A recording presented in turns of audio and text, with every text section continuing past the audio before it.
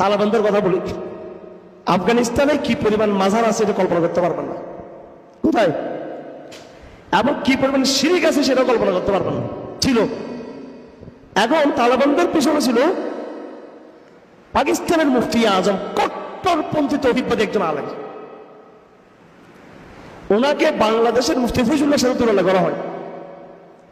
এবং দেবন্দীদের মধ্যে কিছু কিছু কিন্তু বেদাত আছে, কিন্তু কিছু কিছু, পুরো না, কিছু কিছু।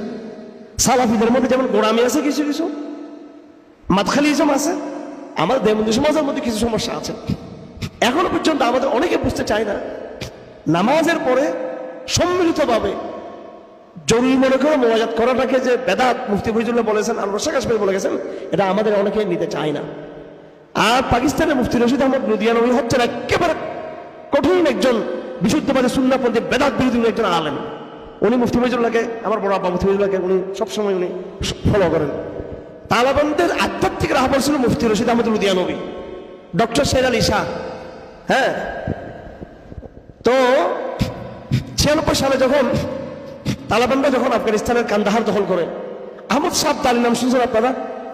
আহমদ শাহ আব্দালির মাজার কিন্তু আফগানিস্তানে আরো অনেক আলেমদের, অনেক বুজুর্গদের, অনেক সাহাবীদের, হাজার হাজার সাহাবা কেন্দ্রের কবর আছে আফগানিস্তান, সাহাবা এবং অলিদের কবর আছে। তালেবানরা ওখানে গিয়ে একটা মাজার তারা কি করে নাই, ভাঙে নাই, প্রথমে ভাঙে নাই। এমনকি তালেবানরা মাজারের মধ্যে যে বেদাতগুলো চলতেছে এগুলো তারা কি করে নাই, বন্ধ করে নাই। অথচ তালেবানদের পিছনে আধ্যাত্মিক রাহবরকে মুফতি রশিদ আহমদ লুধিয়ানবী রহমতুল্লাহ আলাইহি, ওনার পরামর্শ সব কিছু হচ্ছে। উনি মাজার ভাঙতে বলেন নাই, মাজারের কুসংস্কার গুলো তখন চলতেছিল।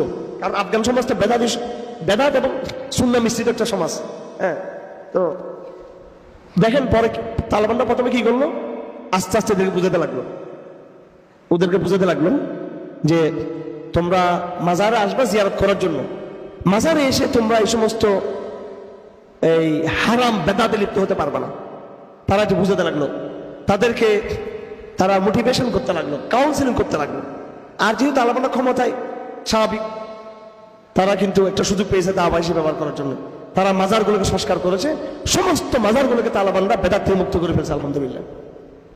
এবং তালেবান একটা কৌশল করেছে, সেটা হলো ব্যাপকভাবে এই মাজারগুলোতে তবলিগ জামাতকে ইনক্লুড করে দিয়েছে। তারা হাজার হাজার তবলিগ জামাত তারা পাঠাতে লাগলো সমগ্র আফগানিস্তান।